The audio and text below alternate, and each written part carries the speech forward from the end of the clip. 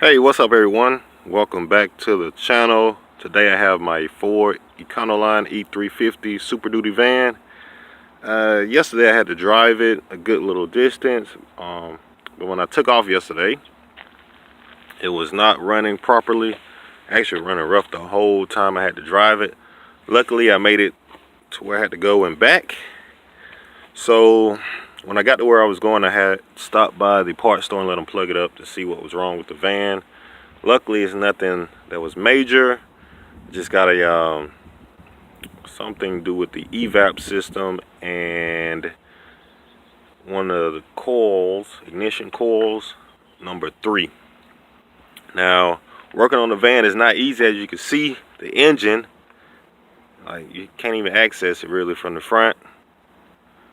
So, luckily, number 3 is in the back, and you can access that from the inside of the van. So, we're gonna go ahead and access it. Alright, so this is how we access the engine. Gonna move this big piece right here out the way. It's what they call the dog house. And then I'll see the engine. Now, before I remove the cover, I did start on the van last night. Bought the ignition coil, just bought an old cheap one. This is like 30 bucks. Usually they run about 50 or 60. Tools you need to do it. And so I did replace the old ignition coil. As you can see, looks pretty rough. It was replaced once. As you can see, they got a mark on it or whatever. But yeah, I would like to have changed the plug in it, but I'm going to wait and get that done all at once. And then on these engines, like I said, very difficult to access. Plus, you don't want to do it while the engine is hot. You might strip the plugs. So I'm going to hold off on that. Maybe on the 05s, they upgrade the heads so where they wouldn't strip. But I know on the older engines that Ford made on this style, the plugs will shoot out if you strip them or tighten them too tight or whatever, leave them too loose, some crap like that. But so I removed the first piece of the dog house, and then I'm going to slide this next piece out. Get it loose. It's already unclamped. So all right, so once you get that out the way, I just set it right there for now. This is what we have here. Like I said, I was trying to work on this at night. I had a nice light, whatever, but for the most part everything looks pretty good.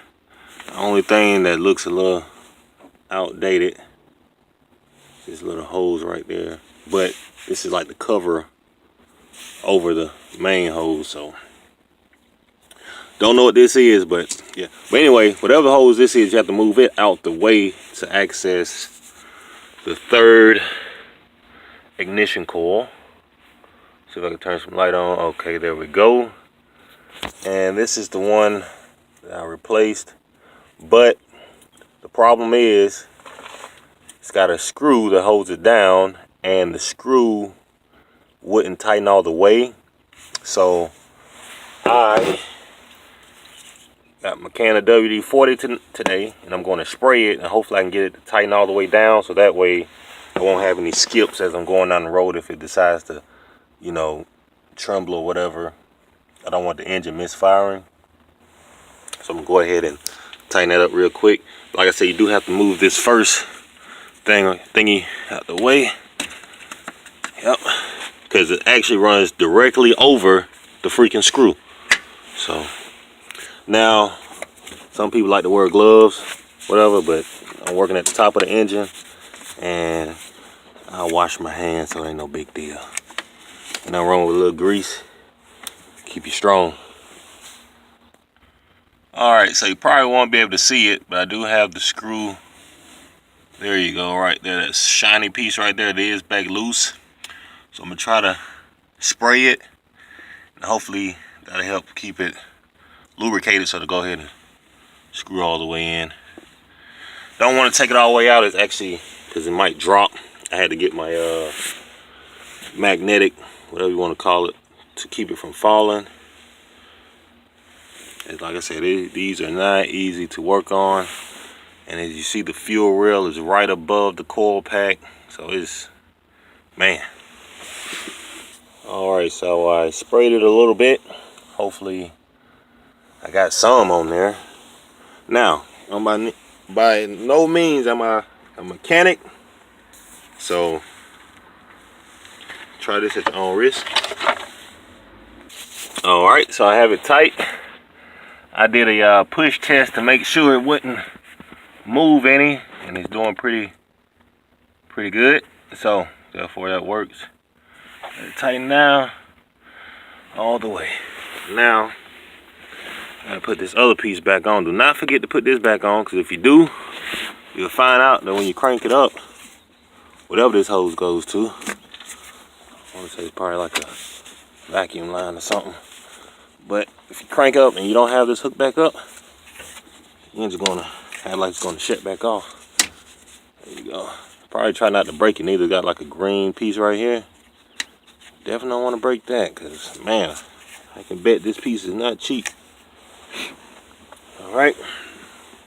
Now we're gonna go ahead and fire it up. This is a cold start. It's set overnight. So let's see how it does.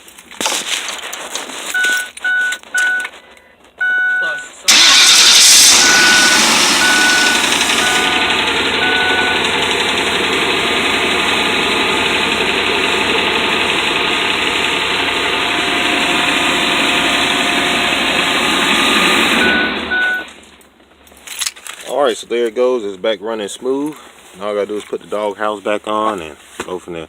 So if you're gonna change your ignition coils, make sure you have your little WD-40 or whatever type of lubricant, because those bolts or screws, whatever you want to call them, are gonna be a little dry. You definitely don't want to break it off, because if you do, then the ignition coil will be moving around while you're driving, and it'll cause the engine to misfire. So, little advice. Misses. So then you count from, if you want to know, the number sequence is, if you're looking from the front of the engine, start on the left side. I think it's 1, 2, 3, 4. So this would be the third one. This is number 3.